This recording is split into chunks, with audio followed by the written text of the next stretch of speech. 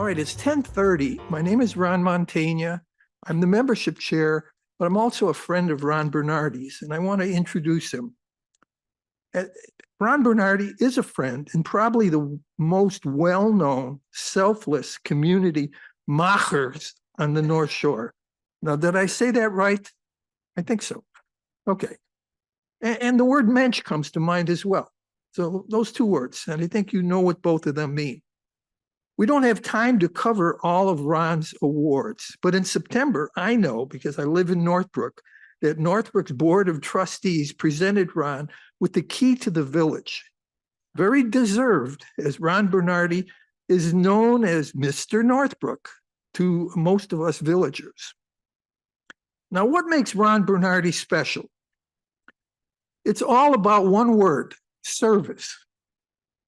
Service, truly loving your neighbor. Service is at the heart of who Ron Bernardi is. He has a servant's spirit. At 15, Ron started bagging groceries at the store his uncle started in Highland Park 87 years ago. And some of us may have even been there, not 87 years ago, but last Saturday when they celebrated the 87th anniversary over at least in the Northbrook store. Then in 1966, Ron began his management career at Sunset's Northbrook store. Today, Ron is the family community service representative for all Sunset food centers. Here's that word again: service. Ron is a fixture and a leader wherever people are helping people. We see Ron at parades, pancake breakfasts, most charitable events, either with his antique car or better yet, his popcorn wagon. How many of you here have been handed a bag of hot popcorn by a smiling Ron Bernardi? Raise your hand. Okay, you got a lot of fans here, Ron. And there's more: his auctioneering. Over the years, Ron has honed his skills as an auctioneer, raising thousands for many community organizations, including being the volunteer auctioneer for our North Shore Senior Center's annual benefit just a couple years ago. Ron is directly involved in a host of charitable organizations, and I'll just mention a few of them. I've noted the Rotary Club for more than 40 years, serving on the boards of the Chamber, the Civic Foundation, the Northbrook Historical Society, the American Legion, in the North Suburban YMCA, and Northfield's Food Pantry, another organization we support. There's more, and I haven't even talked about Ron's help with our annual Tuesday Club bocce ball tournament, because we don't have a bocce ball tournament without bocce balls, and that's another story. But let's move on. I'm happy to introduce a good man everyone knows. Please give a warm Tuesday Club welcome to Ron Bernardi, Mr. Northbrook, Mr. Sunset. Thank you very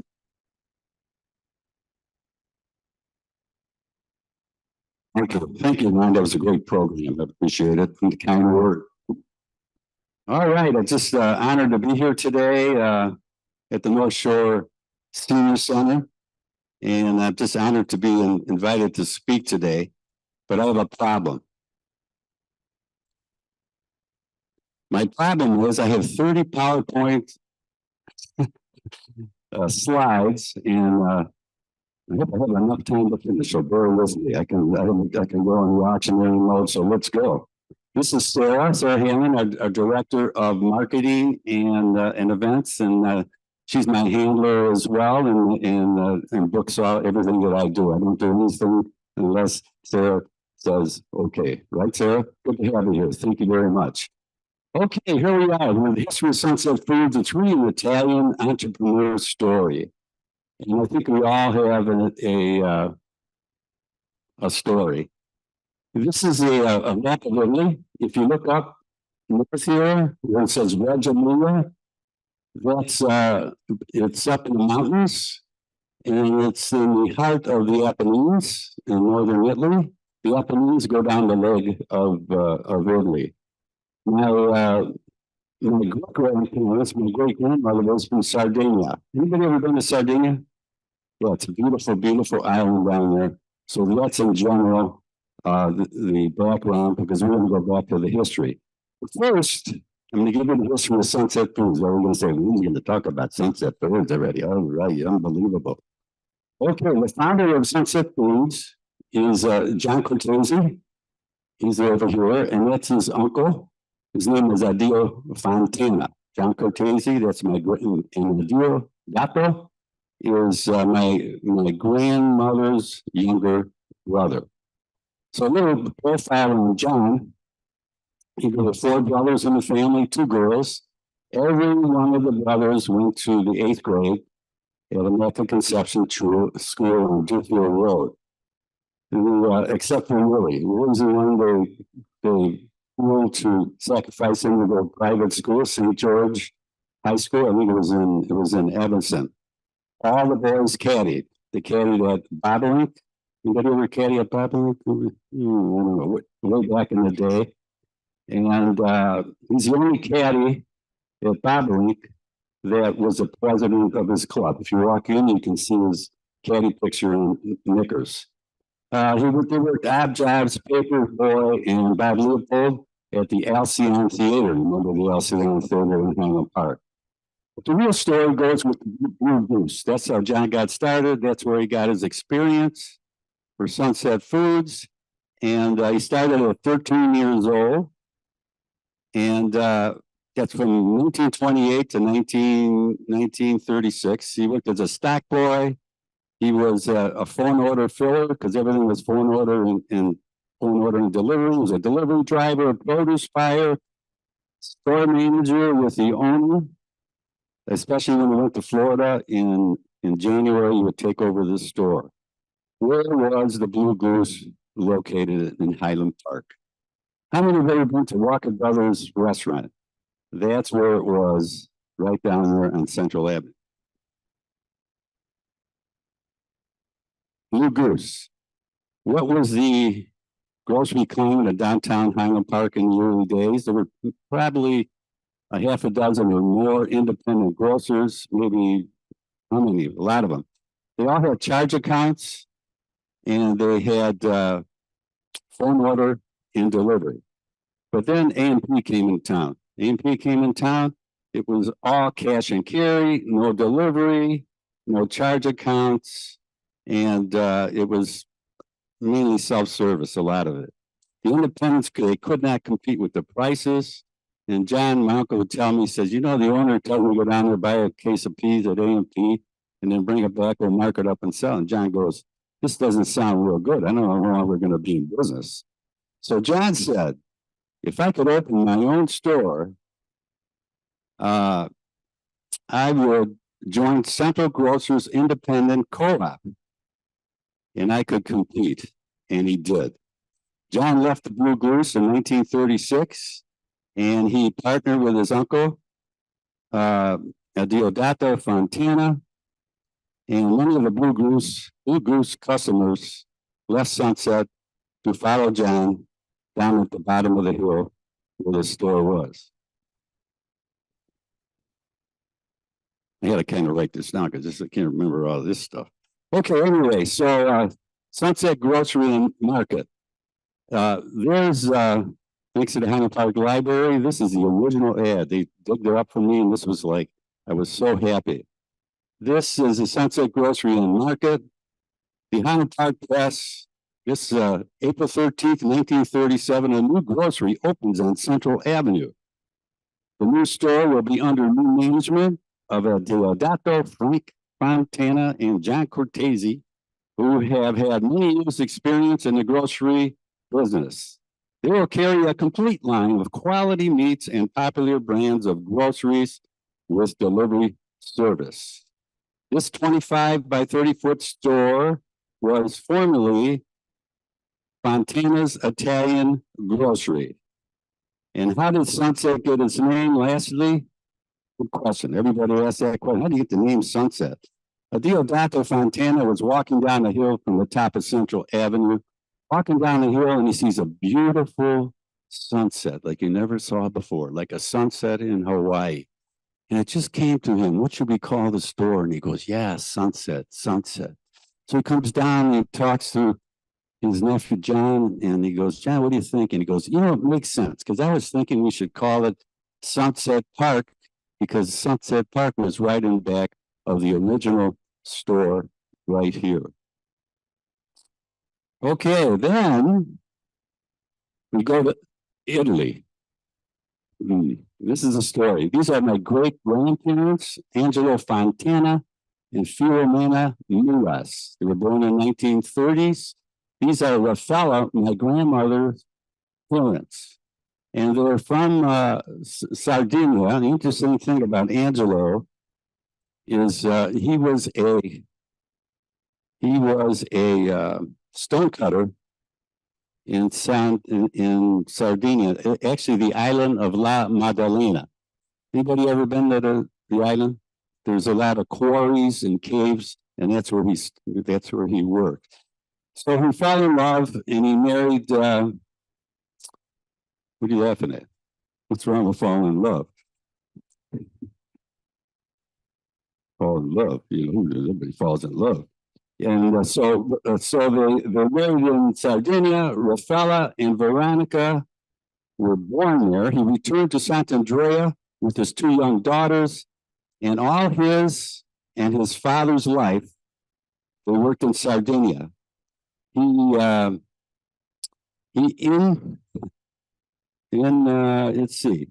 Infrequently, that's a word, infrequently commuted back and forth from Sardinia to Sant'Andrea to have 6 more children. But it's a long schlep, and we're back in the 1800s. And Angelo was a well-known gravestone cutter as his father. He was like Ralph Greenhow, right, Ralph. He was independent. He worked out of a cave in the quarries, and he cut monuments and tombstone. He cut the monument for Giuseppe Garibaldi, the famous Italian war hero. So he would cut the stones for that. So, Ron, could you try using the podium microphone? is this not working? We have lots of people on Zoom that say that the quality of the sound isn't as good from the handheld, even though we hear it in the auditorium fine. You can turn it up. Try. I don't think it's too much. I try the podium and see if that works. Okay, use the handheld until Jill comes, and then we'll fix it off the podium. So go ahead and continue. Hold it back a little bit further. What? But this one, yeah, that throws me off. I don't like to be on the leash. I like to move around. Thank you very much. Okay, this is the Sant'Andrea Pelago, and Pelago means it's a small village. There's a lot of small villages up in the Apennine Mountains, and it's between Bologna, you see the star up here, and Modena. And for you car guys, how many own a Ferrari? Okay, this is where you want to go. This is where they build them, right here. You go right past the Ferrari plant. We're about 45 minutes by car. This is our little village. There's a Cortesi house, and there's a church. Okay, the Cortesi brothers, people need to work, and Italy was not much work in this old time. They went wherever the work was. Could be Austria, Sardinia, you name it, they would go. So they actually went, as teenagers, went to Germany in 1895 to about 1903. And a lot was going on in Germany. The Cortesi brothers, there was an industrial revolution in the Rhine-Riven region. And Cologne was the industrial capital of Germany and the world's largest exporter of machinery and steel. At its peak, there were like 500 workers were there. Factories were built. There was a housing shortage boom. And Massimo and Guglielmo learned the plastering trade and how to build houses from brothers Otto and Hugo. That was creative liberty on that. He's figured that out. First 2 kids. Okay, the Cortesi house was built by brothers Guglielmo and Massimo in Sant'Andrea, Italy in 1906. Above the arched doorway there, that's where the headstone is. And they were entrepreneurs. There were 3 apartments and 2 businesses. La Bottega is a little shop. And I think it's an artist shop right now where they go there and work.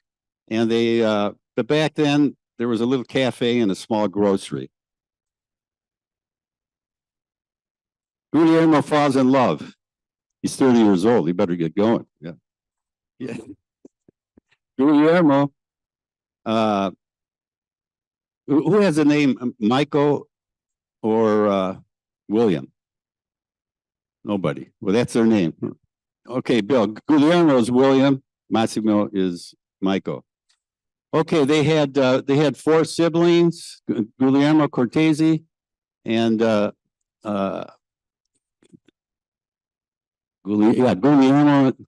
Cortesi. Guillermo and Massimo in the middle, and Raffaella. She was the oldest of 8 children. Younger brother Deodato, and the younger sister is Nina. This is a photo from about 1923.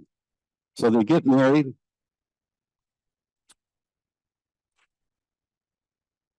In the little church in Sant'Andrea, and there's a thing there. I got the actual records. I was there a few years ago. They got interrogated by the priest. Okay, there you go. And they come to America. Where do they come in America? Okay, they come to America. They come to Highland Park in 1909 and found Guillermo comes first to find housing and work. Massimo came in 1911 to work with his brother. This is a 1916 draft registration card, and he is a hod carrier working on Elm Street in Winnetka. He would take the North Shore streetcar line, if you remember that, from Highland Park to commute back and forth.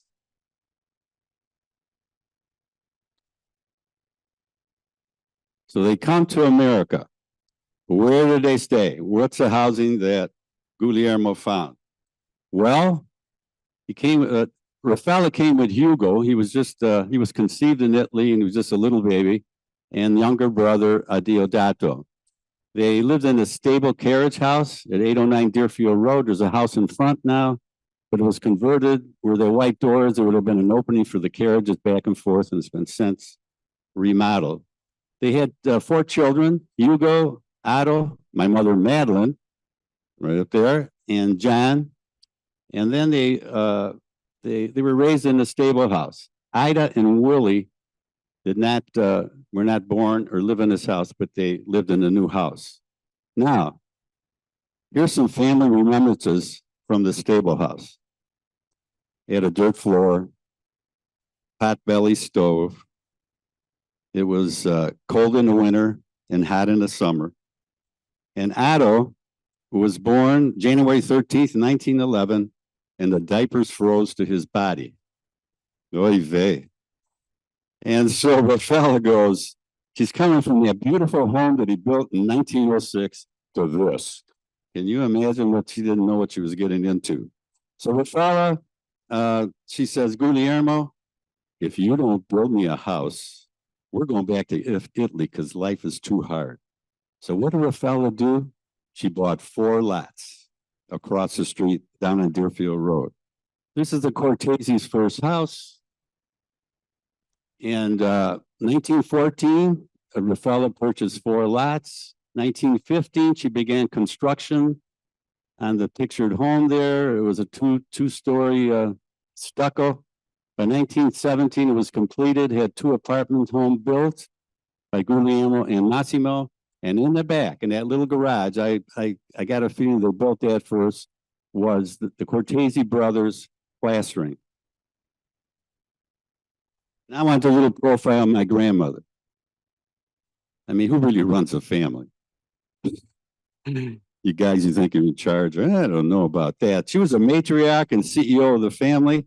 She was self-educated. She was tutored in English. She was a visionary and entrepreneur.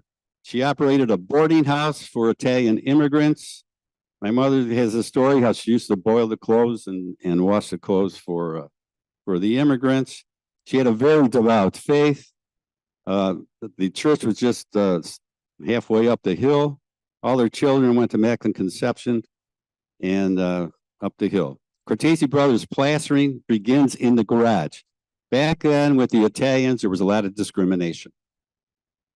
they really kind of discriminated against the Italian. It was difficult. My grandfather actually knew the trade, knew how to build a house, but didn't have the opportunities. So he just worked as a laborer in the beginning. Discrimination against Italian prevents them from using their trade.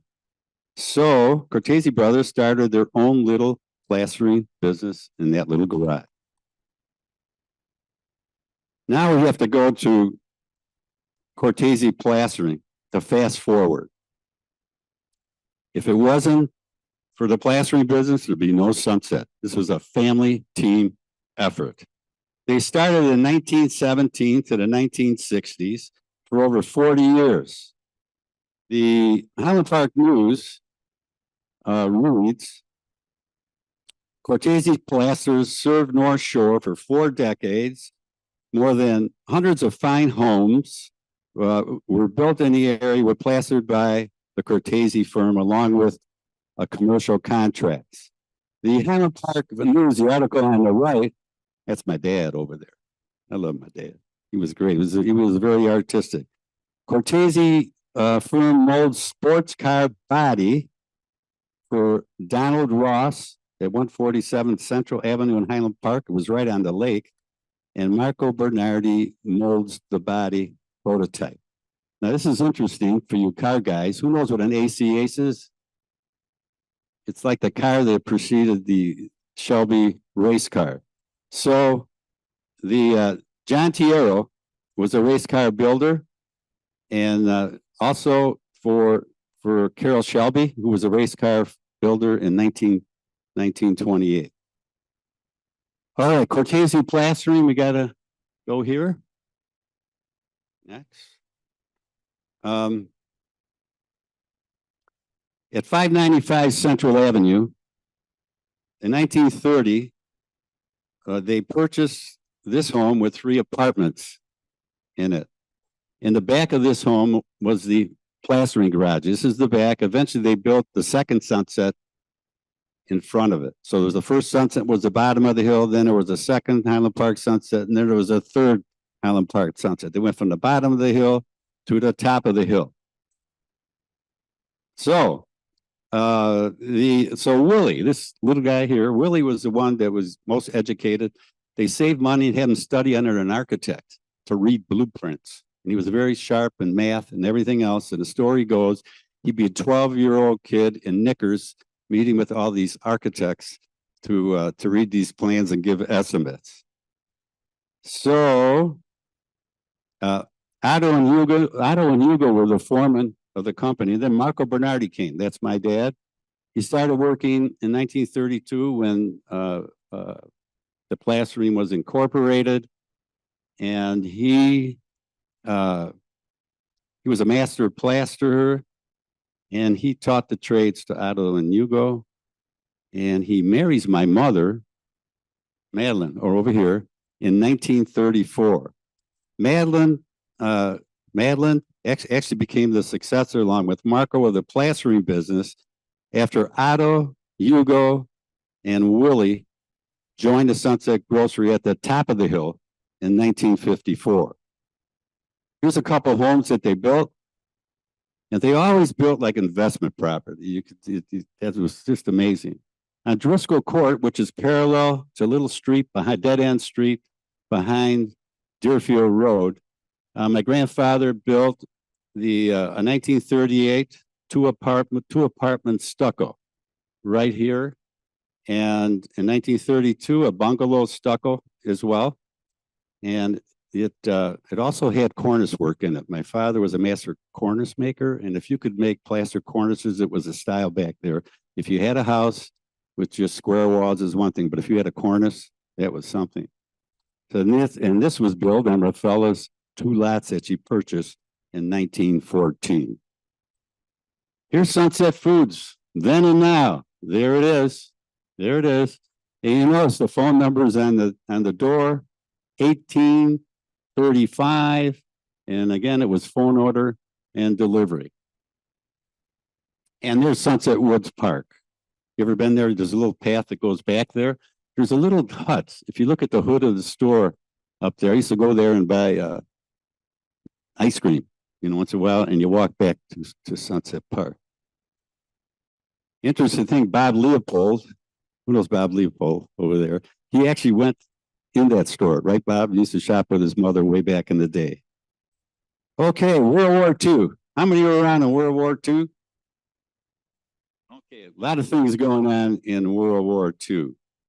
In 1940, Otto joined Sunset from the plastery business. He goes in partnership with John, and his Deodato was bought out. And then 1942 to 1945, Willie and Hugo leave the plastering business and in the Army Air Corps, and they serve in the South Pacific for 3 years. How many have served in the military at all? Military guy? Thank you for your service. Thank you. Then in the Highland Park News, this is an interesting piece that they found in the Highland Park News. Grease collection. Why would you collect grease? Grease collection. And this is from an article in June, and it says, congratulations, the Highland Park collected 21,527 pounds of grease. What do you do with all that grease?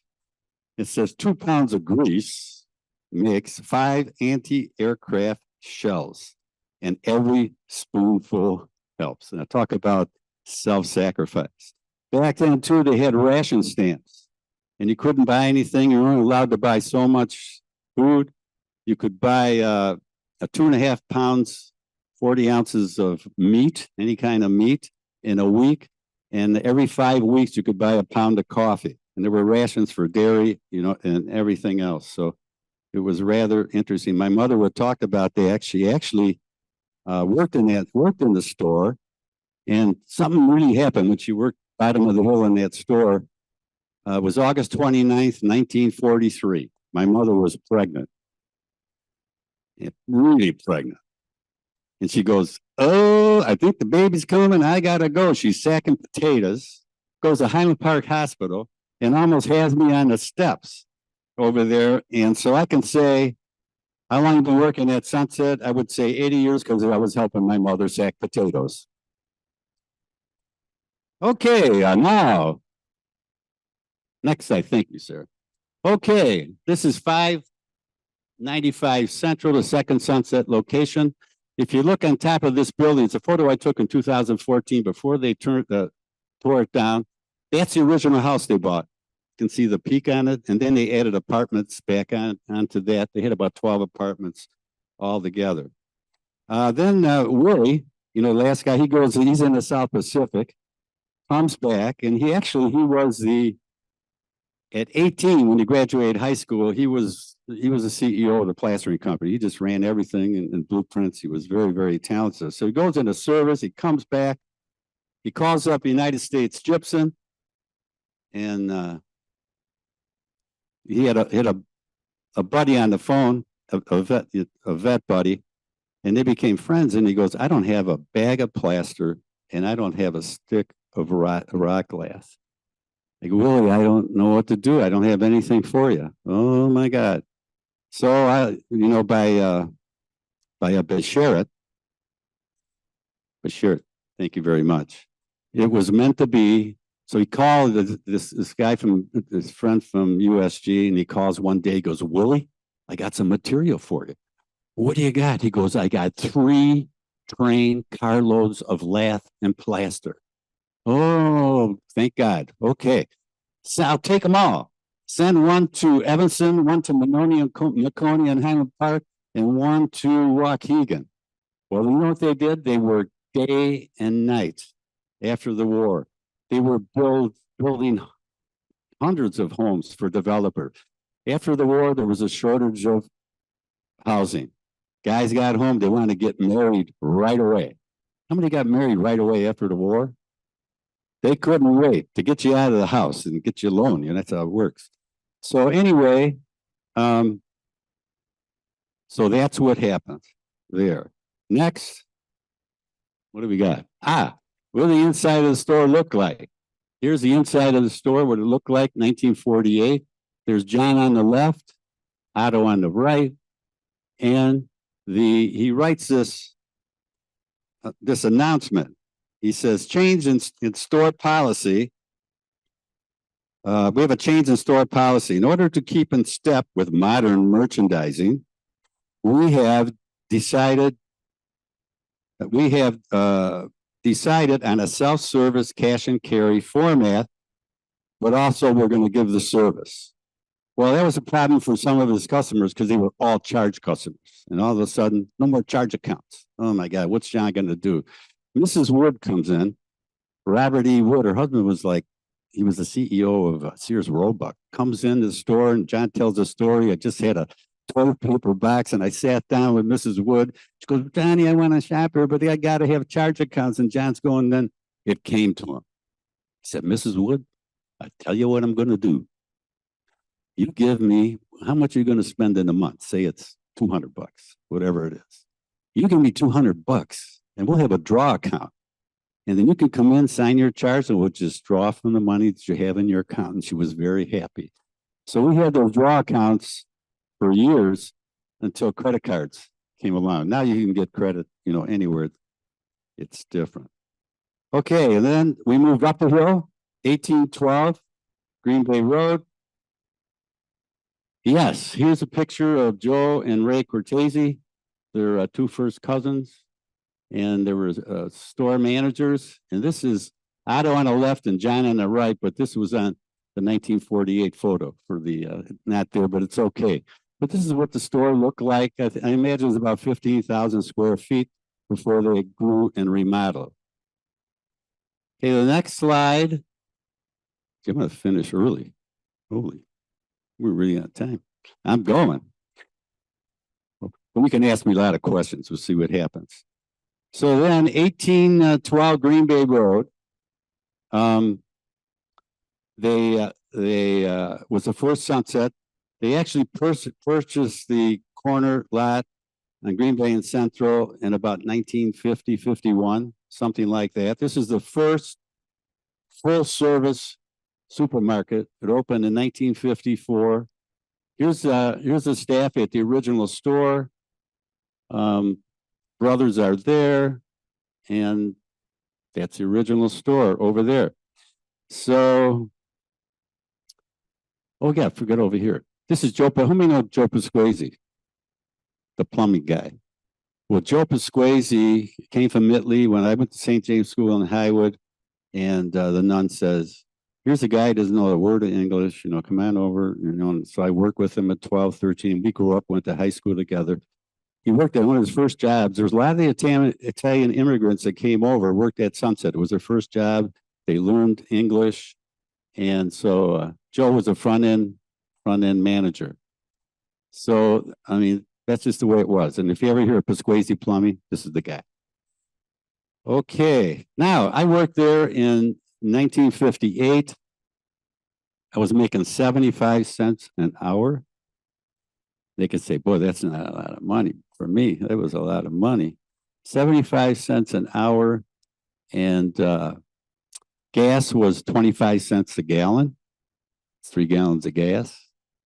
And you could buy a pack of cigarettes for $0.25. Back then, everybody, kind of smoked. So that was interesting. And then they remodeled over time. In 1959, they pushed out and they expanded the store. And I was there for the grand opening. We had to wear like our suits. They had a lobster tank. It was all state of the art back then at that time. And service was great because back then the idea was you only have to touch your groceries once. Put it in the cart. That's it. When you come to the checkouts, they always wanted fast checkouts. That was a big thing. You had an unloader to load your cart, you had a checker, and you had a bagger, and they'd hand you a number, parcel pickup, and off you go. So that was that's the way it was, back then. And then they remodeled again later. There was a Highland Park fire station was next door, and they built a new fire station. The brothers bought it, and they donated it. It's one thing about service in a store, but it was always instilled in me that service to the community is really, really important. So they bought the fire station, They donated it to the Park District and it was at the Carter Center. And it ended up being a youth center. So they pushed out there, got a little more land to the north, and they expanded.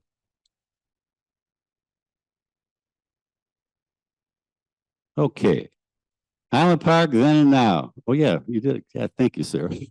Highland Park then and now. You can notice that water tower. It's kind of like a landmark. Almost every photo had the landmark, the wall mark, the water tower. And it was built in 1925. It's a real landmark. It's a national landmark, actually. And when they added on to the store, they kind of matched the arches and everything, the architecture. You can see it there. Okay, Northbrook. I got time for this one. So 1920, well, let's start with, this is grand opening photo. There's Willie Cortesi, and there's two ladies up there at the coffee bar. Someone say, what do you give away free, Ron? I go, a free cup of coffee every day for the rest of your life. How can you beat that? And there's a existing store. It was on Cherry Lane. It was 1966. And there's a photo with, oh, that's the next one. Okay, next one. So here's the crew of the first store. Bill Cortesi was John Cortesi's son. He had two boys. Bill went into the grocery business, and Father Dave Cortesi became a priest, of all things. And they opened a store with the Uncle Willie. This is me, about 1923 or 25, with Frances Plummer. She's the one who started the ice skating program in the sports center for the Park District in Northbrook. Okay, so what happened in Northbrook? Real quick. So we were in the little store, and it was about 15,000 square feet. And it used to be a Kroger at one time. And in the same shopping center across the way was a A&P. So there's Kroger, A&P, and across the street was a Jewel. And it was like, that was the #1 Jewel over there. And here we are, little old Sunset, chugging along. Well, A&P left, and then Jewel left, and then we took over the space, by Jewel. So it was an interesting time. And then the Northbrook store was a little how many been to Marcello's in Northbrook? That was part of our store, because we had that little corner store, and then there were 4 shops that we took over.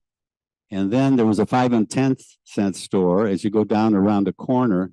So we took over a 15,000 square foot 5 and 10 cent store. So we grew and grew and grew, just like they did in Highland Park, from the bottom of the hill to halfway up the hill to the top of the hill. And that's the way John Cortesi would say it. Now, the new address, we move across the street, we build a brand new store. This is in October 2002, and people were just waiting in line. Maybe Bob Myers, were you over there? And some of the others as well. And it was state of the art. It was about a 45,000 square foot store. And we opened there, and I've been there ever since. People say, Ron, what do you do?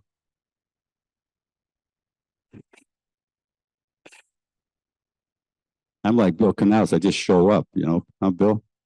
And so I said, well, when I'm not in here, bagging groceries or working behind the deli counter or cleaning up a mess on the floor, I'm out there doing something. Like right now, I'm not there, but I'm here, this is how it works. So that's what I do. And community service is my passion. Auctioneering is my passion. And anytime I have an opportunity to serve, I will. And I learned it from my uncles, because when they actually transferred it, when I graduated high school, I went into the plastering business with my father. So I worked there for a year and a half. And then I served in the United States Coast Guard Reserves for 6 months, came back, and this is 1963. And my father says, there's not much future in the plastering business. Drywall is coming in, you know, they're perfecting it. And I think the plasters are going to go by the wayside. So he said, I don't think there's much future here. Why don't you go work for your uncles? So I worked in the meat department in Highland Park for 3 years. Willie Cortesi calls me in and says, I'm transferring you. And I say, it's great. I can go to Northbrook and work in the meat department. He goes, no, you're going to manage the store with your cousin Bill. And I go, oh no. So I traded in my meat frack for a sport coat and a tie. And I go, I joined a Rotary Club. I got to get up in front of people and speak. Oh, they shoot me with a gun. But with hard work, self-sacrifice, a little bit of failure, here I am today anyway. All right, and here we are, 1998 in Libertyville. This is the corner of Butterfield Road. Oh, we're at Lake Forest. Thank you very much. Oh yeah, thank you very much. Lake Forest. We're in Lake Forest now. Yay, Lake Forest. Lake Forest was built in 1965. It's like on Everett Road and South Waukegan Road. There used to be a little store there called Country Corners. There was nothing out there. The family bought like 7 acres in West Lake Forest. The only reason they agreed, because Nick Tomei, who was in the 1948 store, he was in the he was a produce manager at that time, was operating Country Corners, and he says, you know what? Why don't we build a store and I'll manage it for you? So Nick did. He understood the culture, and they had a 15,000-foot freestanding store. But then as the community grew out in West Lake Forest, they built a shopping center in 1990, and it's called Sunset Corners Shopping Center. So thus, these are the 3 stores. What do you think of that grocery bag? Ladies, what does that bag tell you?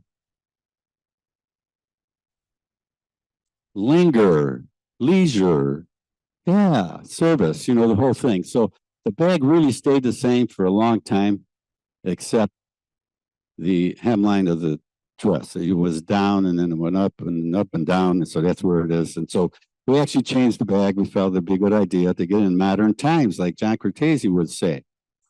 Okay, Libertyville store is a Forest store. It's on 137 in Butterfield.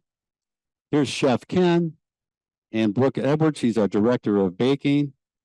And it was opened under Bill Cortesi's leadership, John Cortesi's son.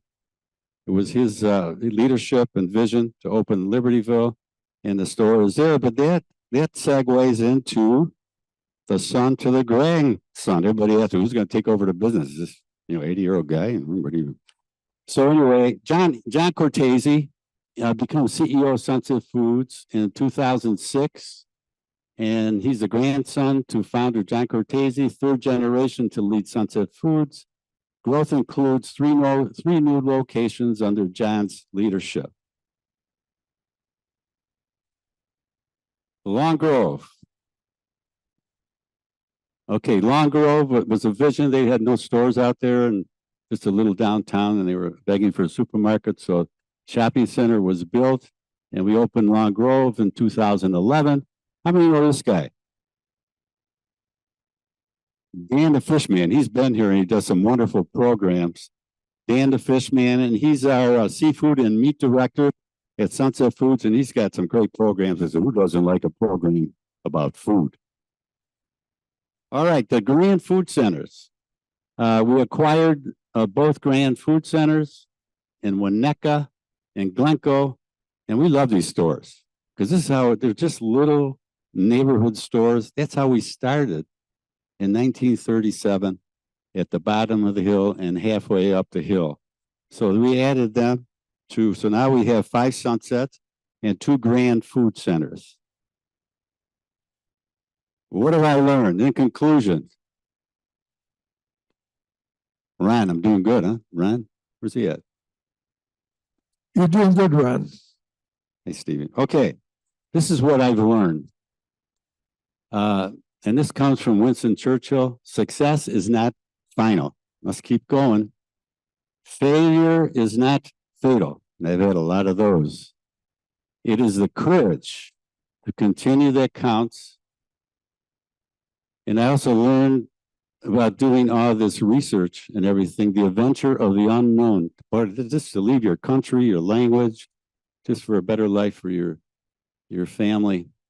And I learned the value of hard work and self-sacrifice, the value of service, and the courage to leave your country and home. And which of us do not have our own inspiring story? What is yours? Don't forget to tell it. This is the end of it. I can't believe it. I was freaking out. But I got some thank yous. First of all, I'd like to thank the North Shore Senior Center for inviting me to share Sunset's family story. And I gave this a lot of thought, just flowed out. Because of you, this presentation gave me 4 months. I was notified by Ron 4 months ago to the research of this project, along with family oral history, and most of all, to preserve our history. Special thanks to Sarah.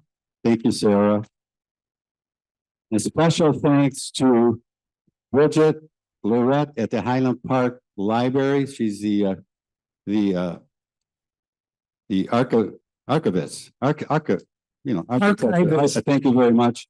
And Judy Hughes from the Northbrook Historical Society. Thank you very much. God bless you. Questions? Let's give them a big hand, folks. Thank you. Ron.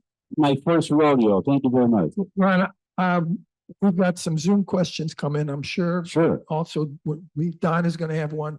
My first question, though, is this. We know you through the service that you provide to the community, almost as much as what you do in the store. The word service was an important part of who I know you to be and whom everybody here knows you to be.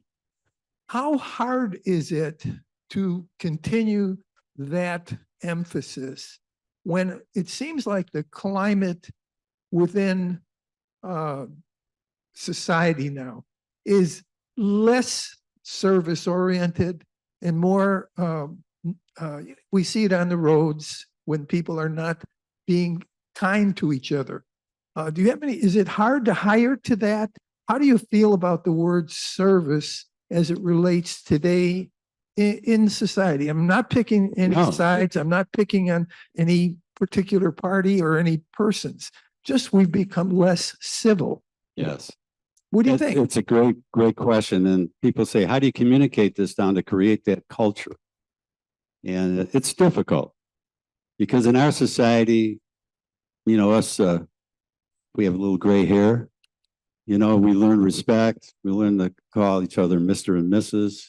And, you know, that's the way it was. And now society today, maybe it's with cell phones and the internet, people are getting very self-absorbed.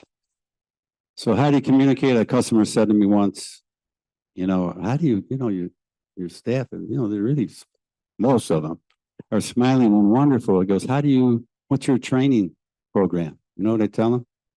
Watch me. Watch me. It's how it happens. The other thing too, I've been in Rotary Club for 55 years. And who knows what the motto of Rotary is? You Rotarians know. Service above self. And that's why I think I love Rotary so much. My uncles as well. They were very involved in Rotary and Kiwanis and the Chamber and everything else. And that was my role model. And so I learned very young, when I was very shy and insecure in high school. I never asked a girl out there. They asked me to like a school dance or something like that. And but when I was working at Sunset, especially in the meat department, I realized, or bagging groceries, and I was serving someone else, I felt better. And I learned later that when we focus on others and service on others, it releases chemicals in your brain. Those 4 good chemicals, DESI. What's the D? What's the E? Dopamine. Endorphins. S. Serotonin. You don't have that, you get depressed. psychologists will tell you, go do something for somebody. You'll feel better. And the O is oxytocin, which is, I have no idea what it's like, but it's like a mother breastfeeding her baby. It just feels good. The baby that, sleeps on her thing and everything else. So I'm actually a non-recovering addict. I'm a mitzvah guy, mitzvah, and it's a big part of Judaism. And I think it's just the right thing to do. Yeah, Ron, that was a wonderful presentation. Thank you. Very rarely do we ever hear a charming presentation about the evolution of a family. And I just sat here and chuckled, and I just thought it was wonderful. And I think you did answer another part of my question about you have survived all these years, and a Kroger and an A&P across the street disappeared. Why did that happen? Why did they leave and you stood there strong? That's a really good question. I think, part of it, the town grew. I think in 1961, there were 10,000 people in Northbrook. When they transferred me to Highland Park to Northbrook, and customers and my co-workers would say, where are you going? I'm going to Northbrook. And they go, oh, you're going to the farm store. Well, Northbrook is a farm community. They want to be like Highland Park and everything, but it's a farm community. So I think, growth of the store over time, it helped a lot. And then in 1966, maybe the population doubled. First 5 years, they were in the red. Highland Park supported them. And then I went out there and worked through the 60s, 70s. I was joined by my cousin Richard and Bill. We opened Sunset Liquors where the dime store was. It was a really growing time. We had a health food store before anybody had a health food store. We were the first ones to have a salad bar. And we opened a fish department, which was a huge thing. So part of it is a selection, but I think what's really important, you have to have the right people. I always say, I was told, if you have the right people, you can sell groceries out of a barn. And good service, right, Bruce? We have a question coming from the back here. Yes. Here's a mic. Well, this is not so much a question as it is a comment.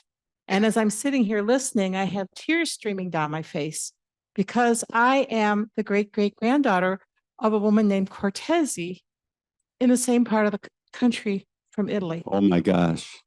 We're related. There's not too many of them around. It's a very unusual name. Yeah. Wow. We'll have to talk later. Here's another, Arnie, I'm going to take the mic here to this woman. Yeah. I would just like to know why you changed the name of the company so often over all that historical time. That's a good question, because at the bottom of the hill was Sunset Grocery and Market. And I think the market meant like meat market. I'm not sure. And then it was Sunset Food Mart. And then it was Sunset Foods when it was a supermarket. That's a good question. I really don't know. I think they just maybe shortened it, Sunset, but that's it. We shop mainly at Northbrook Sunset. Good to see your smiling I face. see you all the time. And your fish department is fabulous. That's you. the only place we would get fish. Thank you. Thank you. Well, that's another story. That could be here till midnight. What do I got? I'm not out of time. Oh, no. So The fish man came here and spoke. Dan the fish man, and the people were crying, we need a fish department, we need a fish department. So we shuffled some things around, put a fish counter in. Guess who opened the fish counter? Me and Toto, the meat manager. And we didn't know beans about fish. We went to fish school, Foley's Fish School in Boston, by Legal Seafood. We've been to Boston over there. In 3 days, we went down to the docks. We learned everything about fish.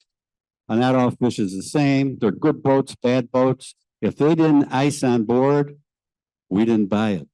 And Foley didn't buy it. Because fish, every 2 degrees over 32, you lose a day's shelf life. It's got to be on ice. We have no refrigeration in our meat case. And I hired Dan Humphrey and Dan the fish man, and now he's just went up through the ranks. And I almost got divorced because I come home 12-hour days, smelling like fish. The cats would all follow me in the neighborhood. And then my clothes stink, you know, but my wife endured for 6 months, and then we hired Dan. Yes. Ron, when I first moved to Northbrook 25 years ago, after a few months living there and seeing all the things you did in the community, I called the public radio station and said, you got to do a show about Ron Bernardi. I've never seen a businessman behave like a community organizer.